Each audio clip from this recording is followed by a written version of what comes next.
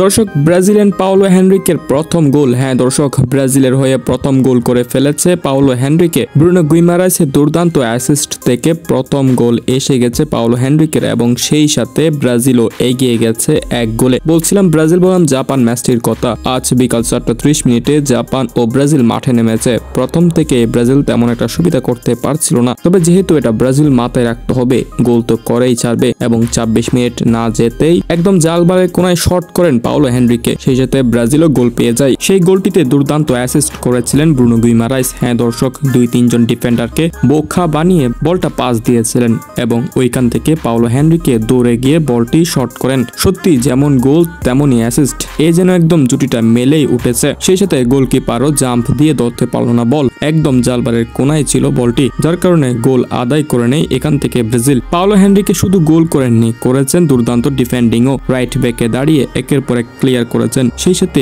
জাপানের প্লেয়ারদের আটকিয়ে রাখছেন এই পাওলো হেনরিকে। বিশেষ করে তার রানিংটা অনেক বেশি, সহজেই দৌড়ে গিয়ে বল নিয়ে ফেলতে পারেন, এমনকি উপরে উঠিয়ে খেলতে পারেন এই ব্রাজিলিয়ান তারকা। রাইট ব্যাক হিসেবে সে দুর্দান্ত খেলছে। সেই সাথে ব্রাজিলের মিডফিল্ডও এখন ভালোই খেলছে। বিশেষ করে ব্রুনো গুইমারাইসের কথা তো না বললেই নয়। তিনি বিগত ম্যাচেও যেমন পাসিং করেছেন, ঠিক এই ম্যাচেও দুর্দান্ত পাস করেই যাচ্ছে। তো দর্শক, যাই হোক, প্রথম গোল তো এসে গেছে। আজ ব্রাজিল কতটা গোল দিতে পারবে বলে আপনাদের মনে হয়? জাপানকে কি আজ বড় ব্যবধানে হারাতে পারবে? আপনাদের মন্তব্য জানাতে পারেন আজ আমাদের কমেন্ট সেকশনে।